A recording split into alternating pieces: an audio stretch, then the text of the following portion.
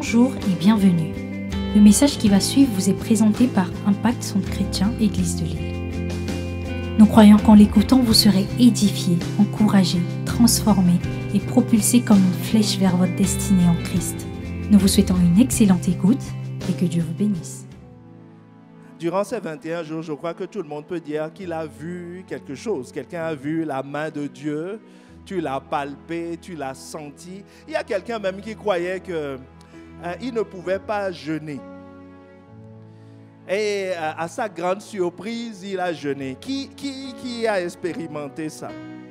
Et il y a quelqu'un d'autre qui pensait que Dieu était loin. Et en se privant de nourriture pendant quelques jours, c'est comme si Dieu était devenu tout près. Qui l'a expérimenté?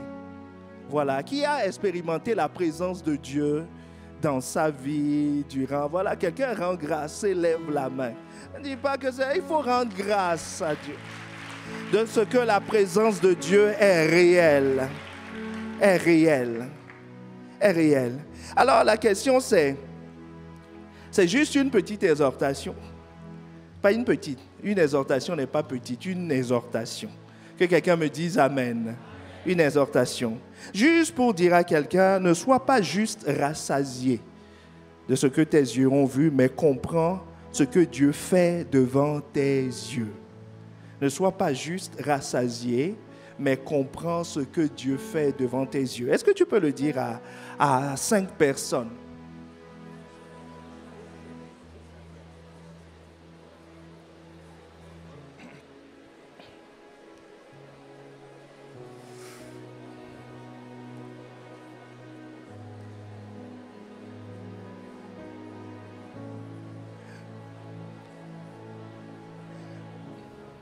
Amen. Parce que, vous savez, il y a une grande différence, une très grande différence entre ce que Dieu fait et un miracle. C'est surprenant, n'est-ce pas? Allons dans Jean 6, 26. Vous allez voir, il y a eu un miracle impressionnant. C'est le miracle de la multiplication des pains. Qui trouve que c'est impressionnant, la multiplication des pains? 5 pains, 2 poissons et une foule de plus de 5000 hommes, sans compter les femmes et les enfants, ont été nourris. Donc tu imagines le nombre de spectateurs de cette scène. Ce n'est pas qu'on leur a raconté, ce n'était pas au journal de 20 heures. Eux-mêmes, ils étaient là, ils ont vu de leurs propres yeux, ils ont goûté, ils étaient là, ils ont vu. Voilà ce que Jésus leur dit, quelque temps après. Parce qu'ils ont vu, ils ont assisté et le pain était très bon. Tellement bon que le lendemain, quand ils se sont levés au petit déjeuner, ils se sont dit non, je ne vais pas aller à la boulangerie. Que j'ai croisé un boulanger qui s'appelle Jésus. Le pain qu'il fait de très grande qualité, c'est gratuit, c'est à volonté. Et même tu peux faire un stock parce qu'à la fin du miracle, on a ramassé des paniers. Donc ils se sont dit on va aller le chercher. Et ils ont traversé la mer, ils ont pris des bateaux pour aller chercher Jésus. Et quand ils ont fait la rencontre de Jésus, Jésus leur répondit, verset 26, Jean 6, en vérité, je vous le dis, vous me cherchez non pas parce que vous avez vu des miracles, mais parce que vous avez mangé des pains et que vous avez été rassasiés. Est-ce que quelqu'un comprend?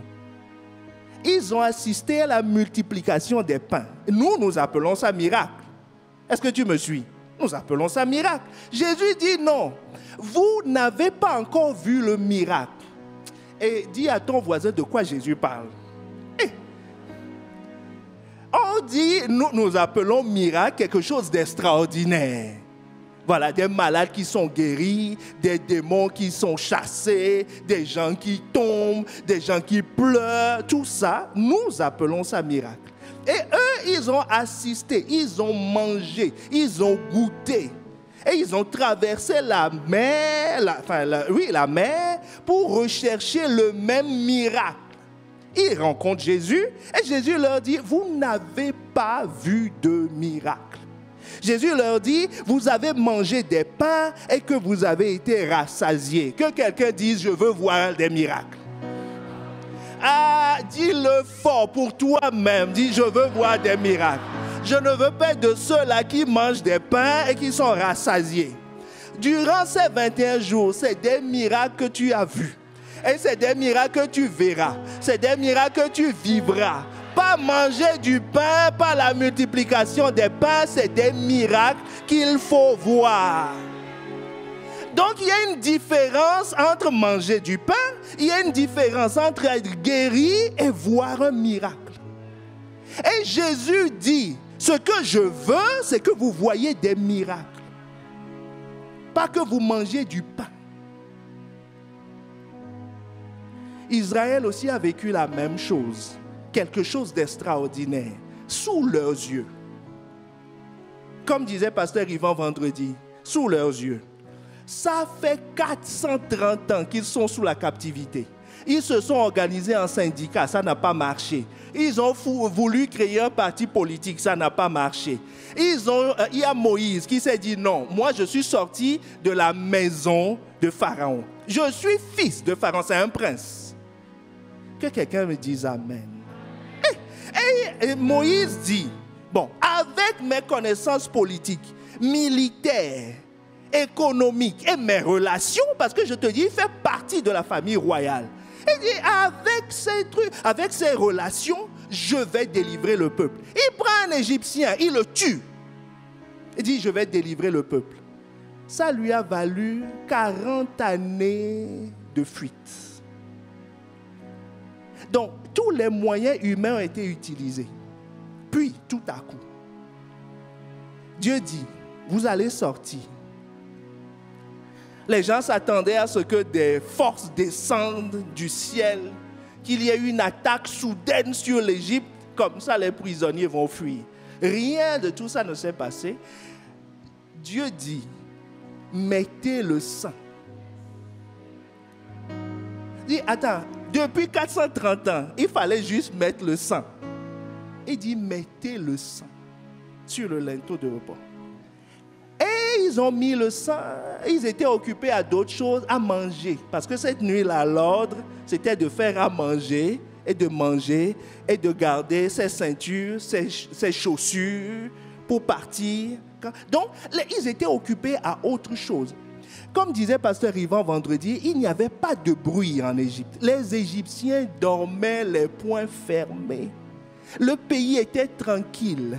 Le commissaire de police qui patrouillait dans la cité de Pharaon de l'époque, qui assurait la sécurité, il dormait. Parce qu'il répondait sur leur talkie-walkie, rien à signaler. Est-ce que quelqu'un me suit? Le secteur était calme. Et quand ils se sont levés le matin, il y avait plein de cadavres dans les maisons. C'est pour ça qu'on dit, le miracle s'est produit de façon insidieuse, silencieuse et de façon insignifiante. Ça fait 9 fois que Pharaon résiste. Cette nuit-là, Dieu dit, je vais briser son... Hey! Est-ce que quelqu'un me suit? C'est ça le miracle qui a commencé. Et écoutons dans le psaume 103 ce que la Bible nous raconte. De la face cachée de l'histoire de David, mon âme bénit l'Éternel. Que tout ce qui est en moi bénisse son saint nom. Mon âme bénit l'Éternel et n'oublie aucun de ses bienfaits. C'est lui qui pardonne toutes tes iniquités, qui guérit toutes tes maladies. Tu vois le miracle. Le miracle, la guérison. Enfin, pas le miracle, pardon. Le miracle, c'est il a pardonné tes iniquités. Ça, c'est insignifiant. Vous voyez, comme en Égypte, rien ne se passe. Est-ce que quand on pardonne l'iniquité de quelqu'un, tout à coup, il sent quelque chose tomber de lui? Non, rien du tout. C'est comme quand l'ange de la mort parcourait l'Égypte. Il n'y avait rien. Mais la manifestation, c'est quoi? La guérison. Est-ce que quelqu'un me suit? La manifestation, c'est la guérison. Verset 4. C'est lui qui délivre ta vie de la fosse. C'est le miracle. la manifestation qui te couronne de bonté et de miséricorde. Ça, c'est l'aspect visible. Mais est-ce que quelqu'un, durant ces 21 jours, s'est retrouvé dans une fosse appelée le 17 et puis tout à coup on l'a tiré, il s'est retrouvé dehors? Non. Mais qu'est-ce qui se passait? Il y avait un miracle et il y a eu une manifestation. C'est lui qui rassasie de bien ta vieillesse, qui te fait rajeunir comme l'aigle. L'Éternel fait justice, il a fait droit à tous les opprimés, il a manifesté ses voies à Moïse, ses œuvres aux enfants d'Israël. Oh, demande à Dieu, je ne veux pas être un enfant d'Israël, je veux être comme Moïse. Oh, élève la voix et demande à Dieu, je veux être comme Moïse. Je veux connaître tes voies, pas tes œuvres. Les œuvres, c'est manger le pain. Mais tes voies, c'est autre chose. Oh, amen, amen. L'Éternel est miséricordieux et compatissant, lent à la colère, riche en bonté. Il ne conteste pas sans cesse. Il ne garde pas sa colère pour toujours. Est-ce que quelqu'un voit ce que Dieu fait? Il y a une différence entre le pain que quelqu'un mange et le miracle. Jésus dit c'est deux choses complètement différentes. Et ce que je veux, c'est que vous puissiez expérimenter le miracle. Quel miracle quelqu'un a vécu ces jours-ci? Quelqu'un a tout à coup pris conscience que ce qu'il faisait, que la haine qu'il avait, que le fait qu'il soit cyclique dans sa vie, le fait qu'il soit assoupi, le fait qu'il soit rebelle est un démon. Est-ce que quelqu'un réalise que c'est un démon? Que sa mauvaise humeur, c'était un esprit de torpeur qu'il y avait derrière. Quelqu'un a expérimenté ça. Si tu as expérimenté ça, dis Amen. C'est ça le miracle. C'est pas parce que tu te relèves tout à coup que tu sens... Non, en fait, c'est qu'il y a dans le monde spirituel un esprit qui a été chassé. Des gens ont rêvé. Dieu a ouvert les yeux de plusieurs pour qu'ils voient, pour qu'ils soient conscients que ce qui se passe, parce qu'avant il disait non, c'est mon histoire familiale, non, c'est ceci, mais maintenant il se rend compte qu'il y a réellement une entité spirituelle derrière. Et que tu ne fais pas ce que tu veux. Et que le naturel que tu vis est déterminé par ce qui se passe dans le monde spirituel. Quelqu'un a remarqué que son blocage n'est pas dû à son manque de capacité.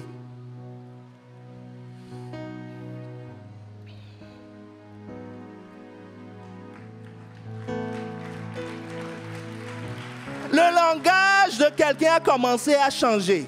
C'est-à-dire, tu as commencé à appeler les choses par leur nom. 1 Corinthiens 2, le verset 13. Et nous en parlons non avec des discours qu'enseigne la sagesse humaine, mais avec ce qu'enseigne l'esprit, employant un langage spirituel pour des choses spirituelles. Les choses ont leur nom.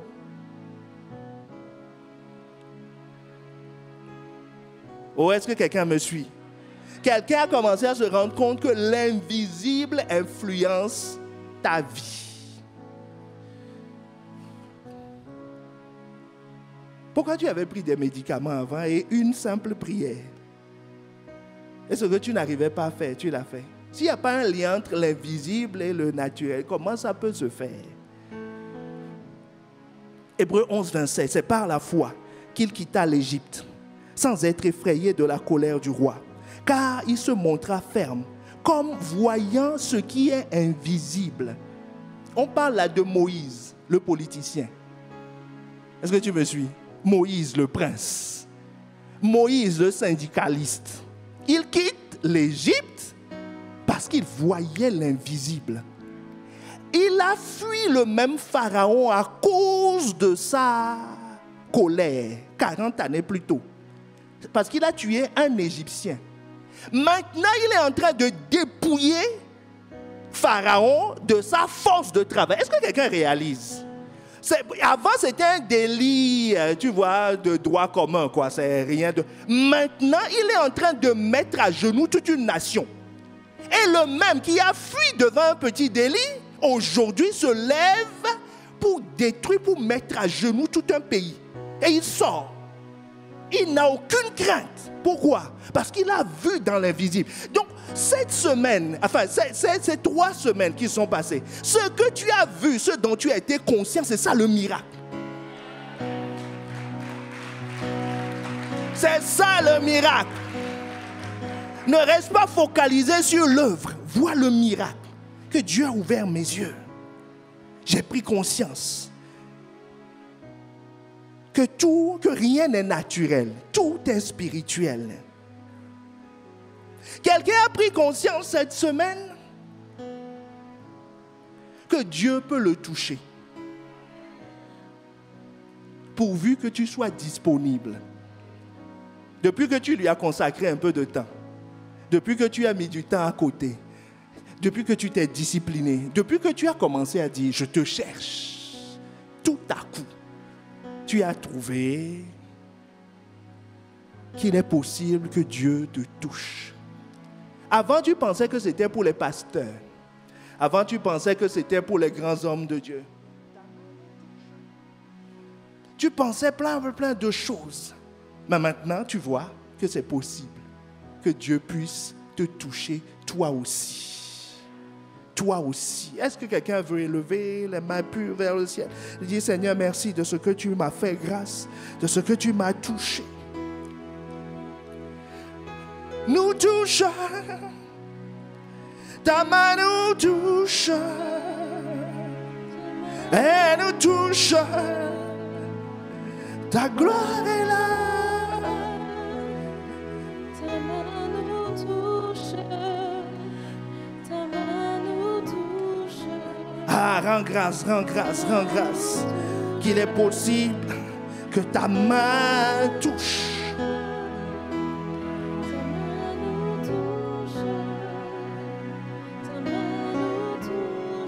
Elle nous touche, elle me touche, ta main.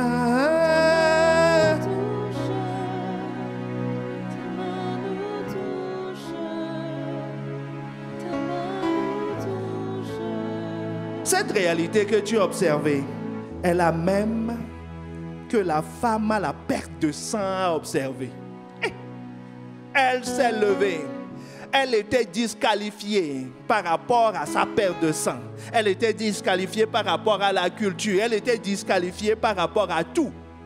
Mais elle s'est dit, moi aussi, si je suis dans l'expectative, moi aussi, si j'ai soif, si moi aussi je lui consacre du temps, si moi aussi je préserve ma vie, pour qu'il me touche, il me touchera. Il y avait des hommes qui faisaient barrage. Il y avait le protocole de Jésus qui empêchait l'accès. Elle avait ses règles depuis 20 ans, 12 années, quel que soit le nombre d'années. Elle s'est dit, moi aussi, si je le touche, il me touchera. Elle a touché Jésus. Elle a touché Jésus. Quelqu'un disait non, moi je ne peux pas, je prie, Dieu n'est pas là, la présence de Dieu n'est pas ici. Mais la présence se manifeste dans la foule. Elle se dit, mais pourquoi pas moi? Pourquoi pas moi? Pourquoi pas moi? Je l'ai entendu dire qu'il est venu pour les perdus. Je suis perdu. Pourquoi pas moi? Pourquoi la présence de Dieu ne se manifesterait pas dans ma vie? Pourquoi est-ce que moi je ne ferais pas de culte personnel et la présence descend? Pourquoi est-ce que moi je ne lirai pas les Écritures et je comprendrai? Pourquoi? Elle dit non, il n'y a pas de raison. Je vais me lever, je vais aller toucher Jésus. Elle a touché Jésus. Jésus ne l'avait pas dans son programme. Jésus allait chez quelqu'un d'autre. Mais elle l'a touché. Et Jésus s'est retourné et dit, mais il y a une puissance qui est sortie de moi. Il y a une puissance qui est sortie de moi. Quelqu'un, durant ces jours, on a dit, on prie pour les pieds. Il dit, non, mais non, moi j'ai mal à la tête. Il dit, je saisis, je ne vais pas attendre qu'on cite mon cas. On dit que la puissance est en train d'agir. Pourquoi est-ce qu'elle ne se manifesterait pas chez moi? Est-ce qu'on a dit que Jésus guérissait que les chevilles? Non, on a dit qu'il nous guérit de toute maladie. De toute maladie. Pourquoi est-ce que moi je ne serai pas guéri? Pourquoi est-ce que moi je vais prier, je ne vais pas sentir la présence de Dieu? Et il dit, je vais me lever, je vais prendre ce problème à bras le corps. Est-ce que ça me coûte quelque chose? Oui. Est-ce que je risque quelque chose? Oui. Mais je veux cette présence. Elle l'a fait, elle a eu son miracle.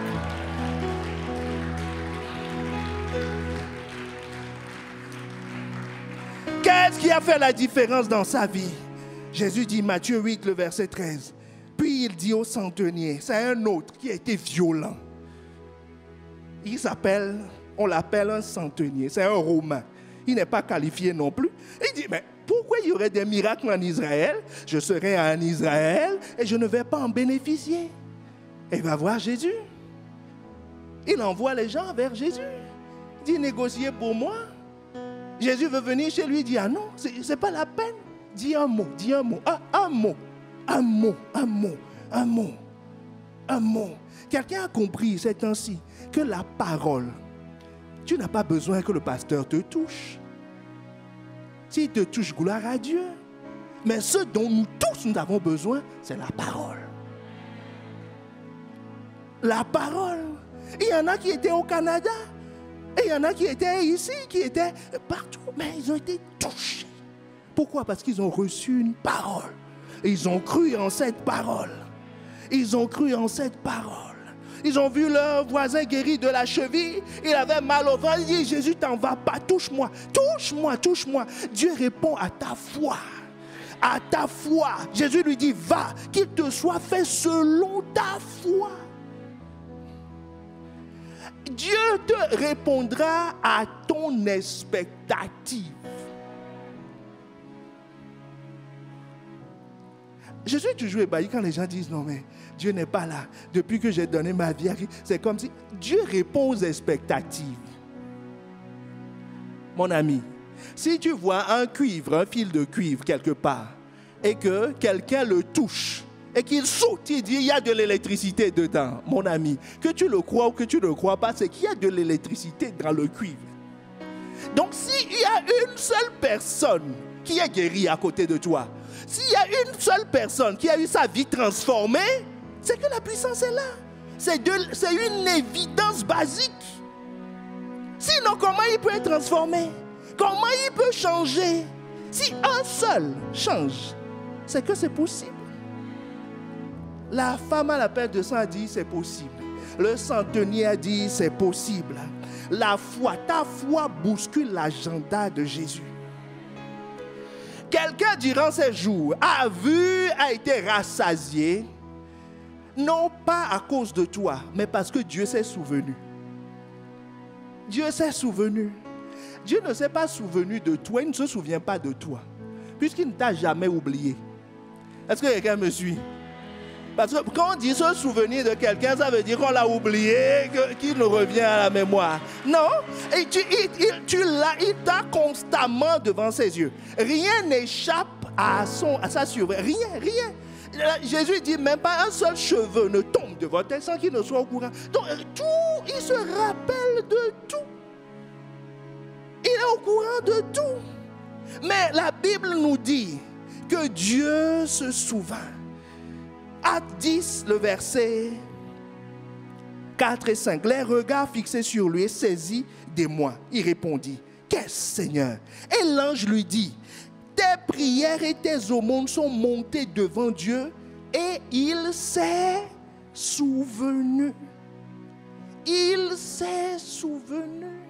Que quelqu'un dise que Dieu s'est souvenu.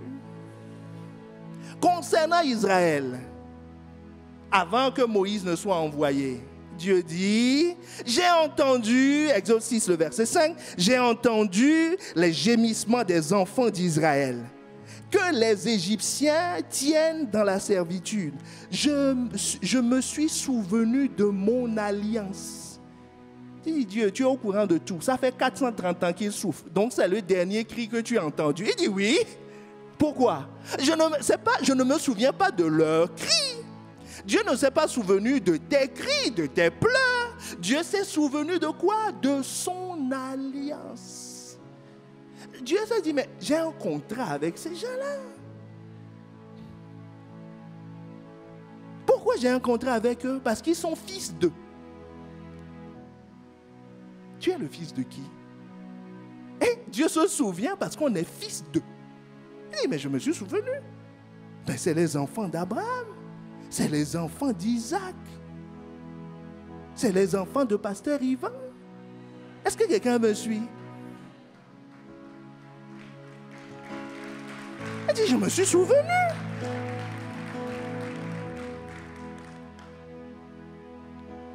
Dieu se souvient de quoi? Des alliances. C'est pour ça que tu dois avoir des alliances avec Dieu. Pour que le jour J, tu invoques. C'est comme si tu n'as pas d'assurance. Tu n'as pas de police d'assurance. Quand il t'arrive un sinistre, qu'est-ce que tu fais? Tu rappelles à la compagnie votre alliance. Tu dis, monsieur, vous vous rappelez que vous me prélevez tel montant tous les mois? Il dit, oui. Il dit, rappelez-vous. Relisez les termes. Est-ce que quelqu'un me suit? Donc Dieu s'est souvenu, il dit, mais j'ai un contrat avec ces gens-là. Cette alliance a été activée pour quelqu'un. Certains, leurs parents ont prié pour eux. Les prières de plusieurs années, Dieu a exaucé. Parce que Dieu s'est souvenu que son père avait dit que mes enfants, où qu'ils soient, localisent-le. Certains, ce n'est pas leurs parents naturels, c'est leurs parents spirituels qui soupiraient pour eux depuis des années. Et Dieu s'est souvenu en disant, localise. Dis, mais j'ai un contrat, dis petit, tu ne peux pas faire ci, j'ai un contrat sur toi. Est-ce que quelqu'un me suit? Et certains, ce n'est ni leurs parents, ce n'est pas leurs parents naturels, mais c'est le corps de Christ auquel ils appartiennent. Pendant qu'on priait de façon corporative, en disant, Seigneur, donne des percées, ouvre les écluses des cieux, bénis. Ne permet pas que quiconque est connecté à nous soit limité. Les paroles que Pasteur Ivan a prononcées, Dieu s'est souvenu. Il dit, mais petit, toi aussi tu es de cette maison, non? On dit, mais la maison a décrété, donc tu es obligé. Donc même alors qu'il n'a même pas prié, Dieu l'a pris de là. Et il a commencé à crier, il dit, non mais on va où? Il dit, je ne peux pas faire autrement. Il y a un ordre sur ta vie, je dois te ramener. Hey! Ne néglige pas la prière. Dieu a fait miséricorde à cause de la prière de toi-même, mais peut-être de la prière de quelqu'un. C'est l'évangéliste Bonke qui racontait que quand il a commencé son ministère en Afrique du Sud, tout au début, il avait bu une eau qu'il ne fallait pas boire et il avait une fièvre. Et il s'attendait à mourir parce qu'il avait la fièvre, il n'y avait pas de médicaments. Bon, c'était dans les années, il a eu 40 ans de ministère passé, hein, donc il y a 40 ans en arrière, dans la brousse. Et il dit, alors qu'il était agonisant par terre, je suis en train de challenger la foi de quelqu'un sur l'importance de la prière collective. Il dit, alors qu'il était en train d'agoniser, tout à coup, ses oreilles se sont ouvertes. Dieu a ouvert ses oreilles. Et il entendait une amie à son père dans leur église en Allemagne. Il n'y avait pas le téléphone, il n'y avait pas de WhatsApp. Hein. Je vous parle d'il y a 40 ans. Il entendait la voix de cette dame en train de prier pour elle en disant, Seigneur, guéris-le de sa fièvre. Sauve sa vie. Elle a dit Alléluia, Amen. Et puis elle dit au même instant, la fièvre l'a quitté.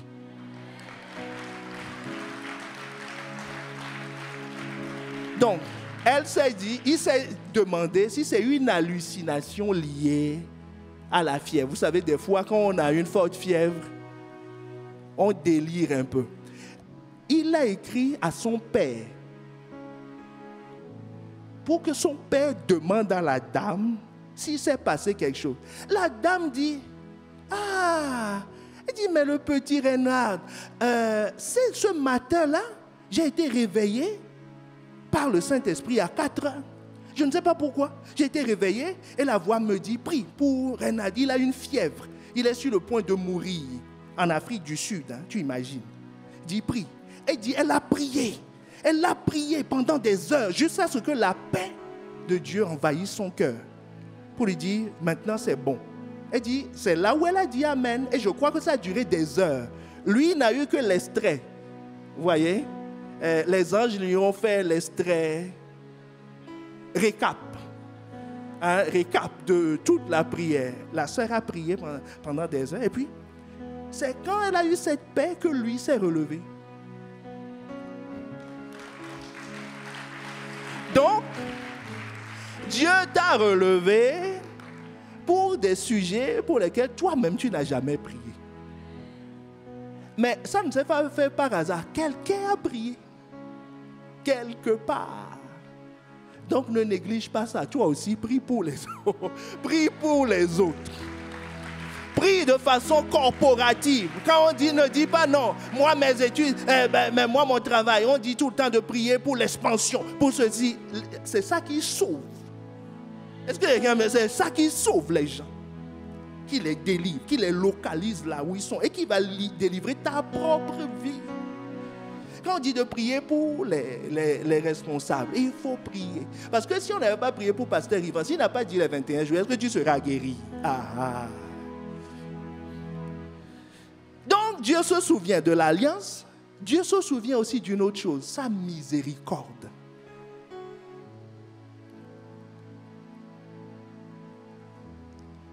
Jésus est venu,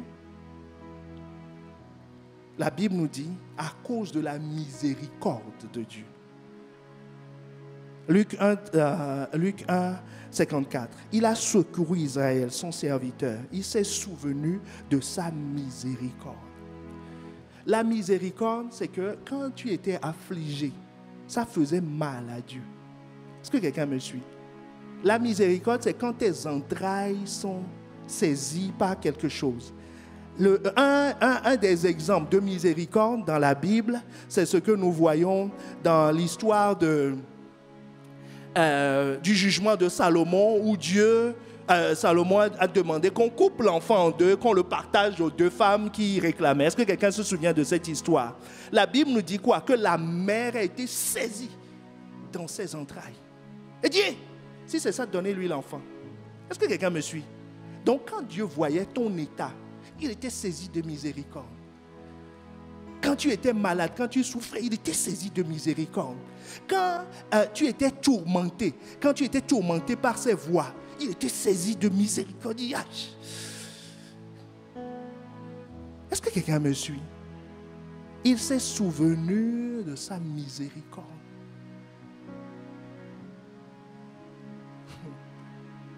Et Dieu a agi.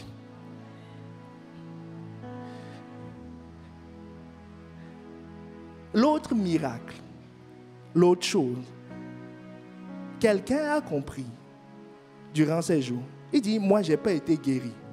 Les gens ont fait des rêves. Je n'ai pas fait de rêves. Les gens sont tombés, je ne suis pas tombé. Tout ce que je peux dire, c'est que j'ai expérimenté la présence de Dieu. Ça, c'est le minimum. Puisqu'il dit quoi? Je serai avec vous tous les jours. Donc ça, c'est le minimum. Est-ce que quelqu'un me suit? Dis, mon cas aussi est dans la Bible. Si tu es dans ce cas, dis mon cas. Mon cas est dans la Bible. Est-ce que l'un d'entre vous a déjà entendu parler du miracle de Jean, l'apôtre Jean? Est-ce que vous connaissez un miracle lié à Jean? Non, si vous ne connaissez pas, vous pouvez me faire signe en disant non, je ne connais pas.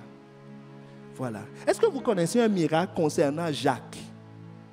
Non plus.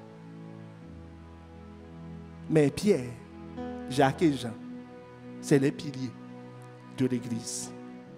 Pourtant, leur vie n'a pas commencé de façon surnaturelle. Leur appel n'a pas commencé de façon surnaturelle. C'est Pierre qui a eu le miracle de la pêche miraculeuse. Est-ce que quelqu'un me suit? Jésus, au début, n'a même pas parlé à Jean et à Jacques. Est-ce que quelqu'un me suit?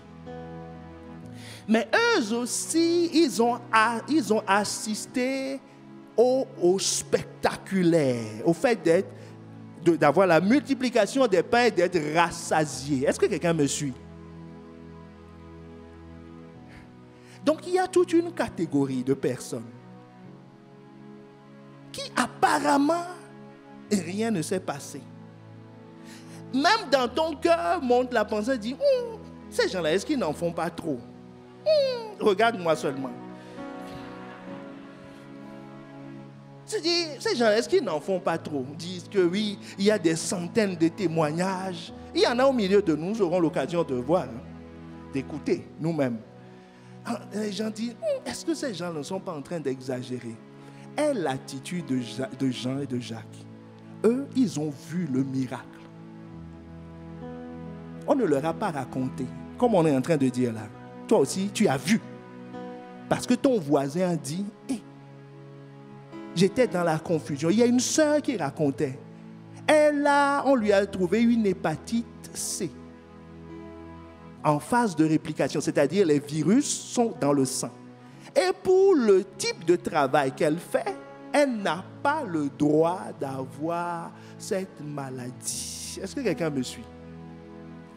Elle est déjà à un haut niveau d'études. Est-ce que quelqu'un comprend? Un haut niveau d'études. Donc, à cause de cette maladie, en fait, elle perd son diplôme. Elle peut avoir son diplôme puisque c'est académique. Mais elle ne peut pas exercer. Est-ce que quelqu'un comprend le problème? Elle ne peut pas exercer. C'est comme s'il fait 7 années de médecine et en 7e année, on lui découvre une hépatite C active. Donc, on dit que tu ne peux pas exercer. Qu'est-ce que tu vas faire? Demande à ton voisin, qu'est-ce que tu vas faire? Je suis juste en train de te raconter un miracle. Ça, c'est la pêche miraculeuse de cette dame.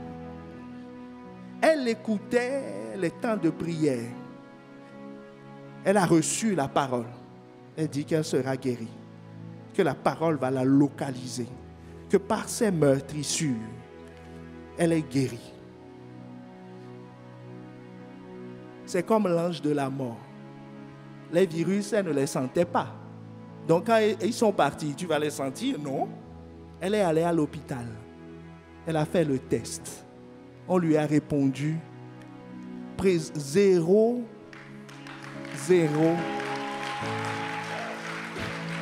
Le test est négatif. Ce n'est pas un test où on cherche le virus.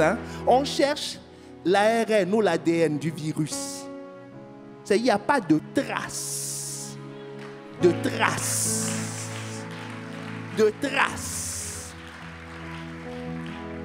Donc toi, dans ton cas, tu es en train de faire quoi? D'assister au miraculeux. Tu es en train de voir Jean comme Jean et Jacques, ce que Dieu fait. Quand tu es dans ce cas, toi aussi tu es concerné. C'est sur la base de la pêche miraculeuse que les deux se sont levés et ont suivi Jésus. Et ils ont suivi Jésus. Donc la question, et nous finissons par ce point avant de prier. Que faire quand j'assiste à ça? Quand je vois ça? Quand je vois la multiplication des pains? Que faire quand Dieu m'ouvre les yeux, comme il est en train de t'ouvrir les yeux pour que tu perçoives le miracle? Parce que Jésus dit, il y a une différence entre manger, être rassasié et expérimenter le miracle. Il dit, c'est deux choses complètement différentes. Et que la foi est la clé. Vous savez, chaque fois que Dieu manifeste sa gloire, c'est pour un but. Que quelqu'un dise, c'est pour un but. Dieu ne fait rien par hasard. Durant ces 21 jours n'ont pas été institués par hasard. Ce n'est pas juste pour faire un show et que ça s'arrête. Donc ce n'est pas un événement. Ce n'est pas un épiphénomène. Est-ce que quelqu'un comprend? Ce n'est pas un épiphénomène. Ce n'est pas un événement, un one-shot pour attendre encore. On va attendre 1 an, les 21 prochains jours pour dire non, on va recommencer. Et entre les 21 jours, rien ne va se passer. Que ce ne soit pas ton cas au nom de Jésus. Proverbe 16:4, l'Éternel a tout fait pour un but. Que quelqu'un dise, Dieu m'a fait voir ces choses pour un but. Dieu a une attente. Toi, tu avais une attente. Dieu aussi a son attente. Romains 2, le verset 4. Où méprises-tu les richesses de sa bonté? On a dit que c'est la bonté et la miséricorde qui se sont manifestées. De sa patience et de sa longanimité. Ne reconnaissant pas que la bonté de Dieu te pousse à la repentance. Donc ça veut dire que quand Dieu se manifeste comme ça, il te pousse à changer de système de pensée. Quelqu'un qui pensait que non, la parole ne peut pas localiser, que je dois être touché, tu dois changer. Quelqu'un qui croyait que non, Dieu ne peut pas me toucher, tu dois savoir maintenant que si je le cherche, je vais le trouver. Est-ce que quelqu'un me suit? Quelqu'un qui voyait des problèmes insurmontables, quand on disait que Dieu fait, s'il dit oui, Dieu le fait, il le faisait. Ça, c'est dans l'Ancien Testament. Dans le Nouveau et surtout en 2019, c'est un peu plus compliqué. Maintenant, tu dois changer ton système de pensée. Elle se dit, c'est possible. C'est possible. Que quelqu'un me dise, c'est possible. Donc, Dieu nous pousse à la repentance, au changement de système de pensée. C'est la même chose qui est arrivée aux disciples, à tous ceux qui ont assisté à la descente du Saint-Esprit dans Actes des Apôtres. Quand le Saint-Esprit est descendu, la Bible nous dit au verset 37, Actes 2, 37, après avoir entendu ce discours, ils eurent le cœur vivement touché, ils dirent à Pierre et aux autres apôtres, hommes frères, que ferons-nous? C'est cette question qui doit monter dans ton cœur. Seigneur, après avoir vu ça, que dois-je faire? Pierre leur répondit, répentez-vous. Première chose, répentez-vous. Changez votre système de pensée pour vous adapter à ce que j'ai vu. Je ne peux pas rester le même. Jean-Jacques pensait créer une entreprise avec Pierre et prospérer. Mais quand ils ont vu la pêche miraculeuse, ils ont dit non, ce n'est pas possible. Nous allons suivre cet homme. Et ils ont laissé leur père là, et leur barque, et leur filet, et leur capital. Et ils sont partis. Deuxième chose que l'apôtre Pierre dit, recevez le pardon des péchés. Activez le sang. Est-ce que quelqu'un me suit? Je vous donne les grandes lignes. Tout ça, c'est des thématiques que nous abordons. Recevez le pardon des péchés. Troisième chose que l'apôtre Pierre donne comme réponse, recevez le don du Saint-Esprit. C'est la saison pour chercher gravement le Saint-Esprit. Dangereusement le Saint-Esprit. Dis, si tu tiens compte de ce que Dieu a fait, de ce que Dieu a vu, t'a fait voir, alors cherche-le de tout ton cœur. Sois comme Moïse, Psaume 103, le verset 7. Il a manifesté ses voies à Moïse et ses œuvres aux enfants d'Israël. Celui qui nous l'illustre encore mieux, c'est le fou de Gadara. Est-ce que quelqu'un me suit? Il avait une légion de démons. De toute façon, tout est miracle. C'est que des démons qui sont partis. Le fou de Gadara, il a été délivré de ces nombreux démons qui l'oppressaient, des oppresseurs. Quand on dit les oppresseurs, ne voit pas d'abord un homme. Nous n'avons pas lutté contre la chair et le sang. C'est des esprits. Il a vu que sa vie a été délivrée de ces démons. Marc 5, le verset 18. Comme il montait dans la barque, il, c'est qui? Jésus. Celui qui avait été, que quelqu'un dit avait été, dit c'est mon cas. Mon cas va se conjuguer à l'imparfait. Avait été démoniaque, lui demanda la permission de rester avec lui. Jésus ne le lui permit pas, mais il lui dit, va dans ta maison, vers les tiens, raconte-leur tout ce que le Seigneur t'a fait et comment il a eu pitié, comment il a eu miséricorde, comment il a manifesté sa grâce, comment il s'est manifesté. Il dit, va, raconte ça. Première attitude, chercher Dieu de tout son cœur. C'est ça qui fait basculer du manger au miracle. Est-ce que quelqu'un me suit? Deuxième leçon que le fou de Gadara, l'ancien fou de Gadara nous donne, c'est travailler pour la nourriture qui subsiste. Retournons dans Jean 6 et nous allons prier. Jean 6. Nous relisons le verset 26 et le verset 27. Dis à ton voisin, suis attentivement. Arrête de noter, suis attentivement. Dis, le Seigneur va tout communiquer, une révélation. que ton attention soit focalisée sur tes versets 26. Que ton attention soit focalisée. Jésus leur répondit, en vérité, je vous le dis, vous me cherchez non pas parce que vous avez vu des miracles, mais parce que vous avez mangé des pains et que vous avez été rassasiés. C'est la première chose. Maintenant, verset 27. Jésus dit, travaillez. Parce que vous savez, quand on est là pour le pain, Jésus nous accueille.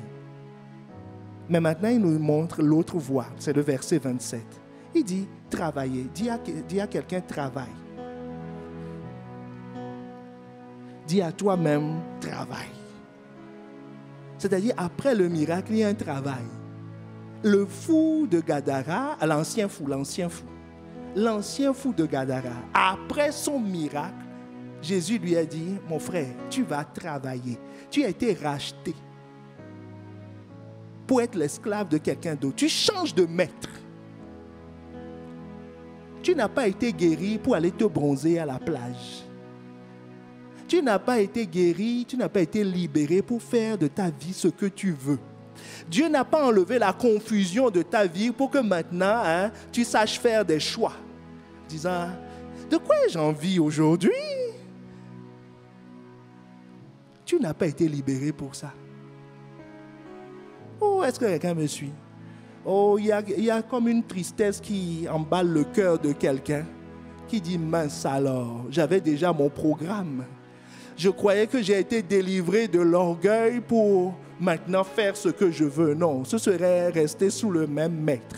C'est pour servir, c'est pour vivre l'humilité.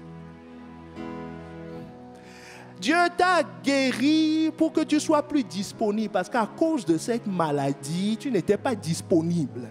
Est-ce que quelqu'un me suit?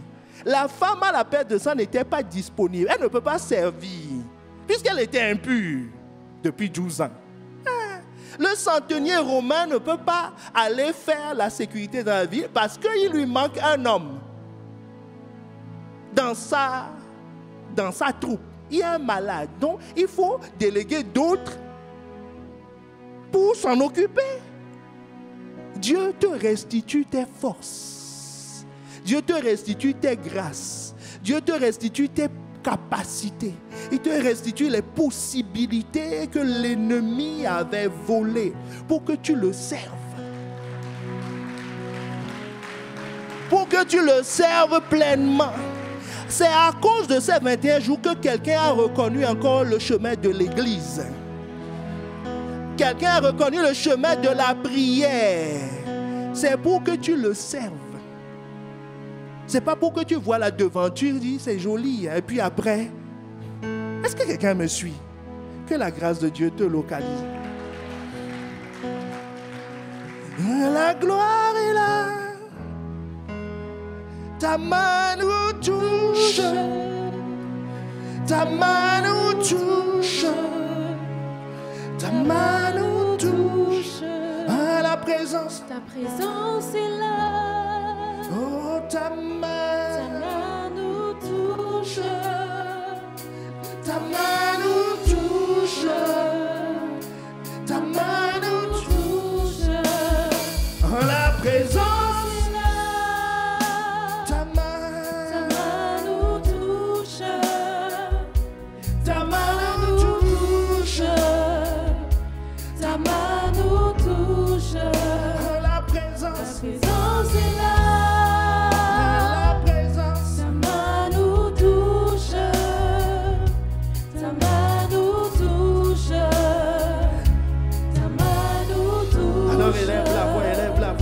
Seigneur, je veux vivre ton miracle. Je veux vivre ton miracle. Je veux vivre maintenant ton miracle. Je veux être maintenu dans ton miracle. Je veux expérimenter ta présence. Je veux expérimenter ta vie. Maintenant, je ne peux pas dire que ces choses n'existent pas. Si moi, je ne l'ai pas expérimenté, je l'ai vu dans la vie de mon frère. Je l'ai vu dans la vie de ma soeur.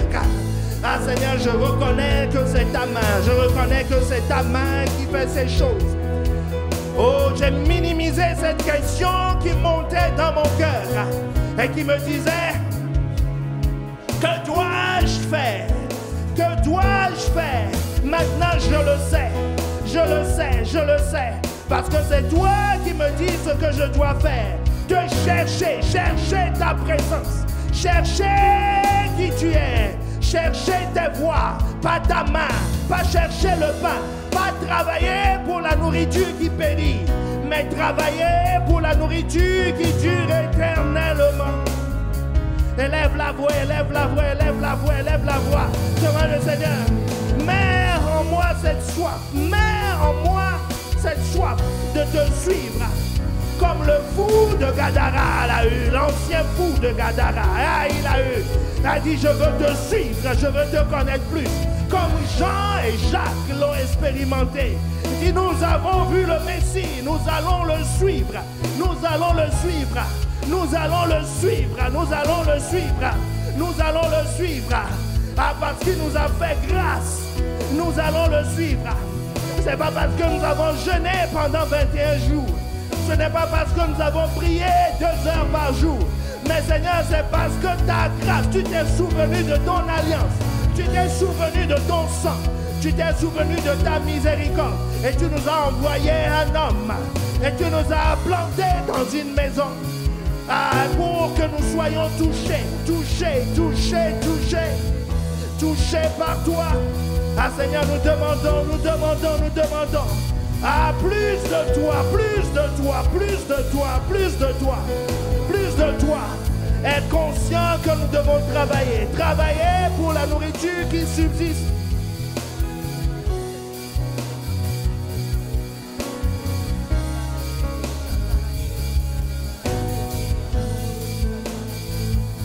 Élève la voix, élève la voix.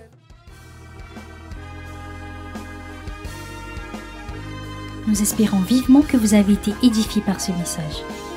Pour en savoir plus sur notre Église, rendez-vous sur notre page Facebook Impact Centre Chrétien-Campus Lille ou téléphonez-nous au 33 7 83 88 23 16. À très bientôt et que Dieu vous bénisse.